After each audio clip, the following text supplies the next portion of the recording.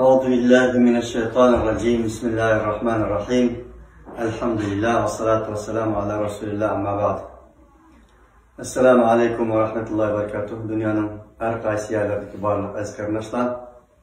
Hemimiz məlum bu yıl qırağımızımız tek oxşamadı.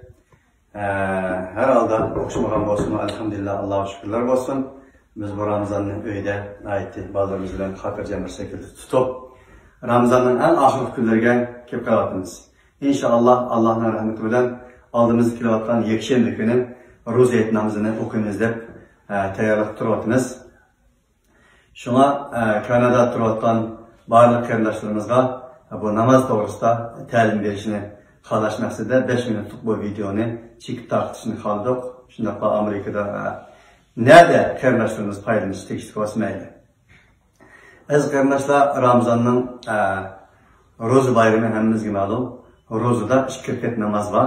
2 rakat namozni ulamolarning ba'zisi sunnat deydi, ba'zisi vojib deydi. Mayli, nima bo'lishidan qat'iy nazar 2 rakat namoz o'qiladi. Bu namoz kun chiqqandan keyin o'qiladi. Namozning ta'limotlari shundan iborat. Ya'ni inshaalloh oldimizga yakshanba kuni namoz o'qisak, namozning ta'limotlari shu. 2 rakat namoz. Birinchi rakatda Allohu akbar deymiz. Subhanakallahumma va bihamdika va tabaraka ismuka va ta'ala jadduka va la ilaha gayruk deymiz. Ondan keyin Allahu akbar, Allahu akbar, Allahu akbar, Allahu akbar. Ondan keyin sura Fatihani o'qiymiz. Elhamdülillahi Rabbil alemin, Errahmanirrahim, Maliki yevmiddin, iyyake na'budu ve iyyake nestaîn deb sura Fatiha degan shu. Bu suradan keyin bilganimizni, mayli qul huvallohu ahad, mayli qul a'uzu bi robbil falaq bilganimizni o'qiymiz. Ondan keyin Allahu akbar deb rukuga boramiz. Rukuga boramiz, ondan keyin sajda qilamiz. 2 sajdalarimizni bilamiz. Sajdadan keyin qo'pimiz.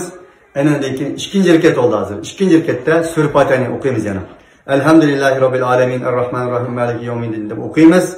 Ondan keyin sura Fatihadan keyin bilgan suralarimizni, so'zam deymiz buni, suralarimizni qo'shimiz.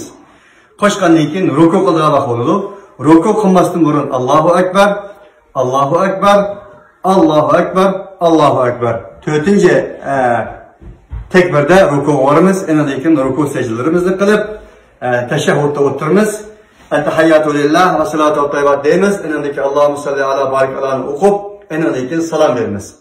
Aslında jamoat bilan bo'lgan bo'lsak, jamoatda xutba o'qish namozning zaruriyatlaridan birisi. Biz jamoat bilan bo'lmagandan keyin xutba o'qimasak bo'ladi. Shunga bu namoz er ayol hamma musulmonlarga nisbatan vojib zarur namozlarning qatoridan eng to'yini 3 ya bo'lmagan bo'lsa, o'z yolg'iz o'qisa bo'ladi.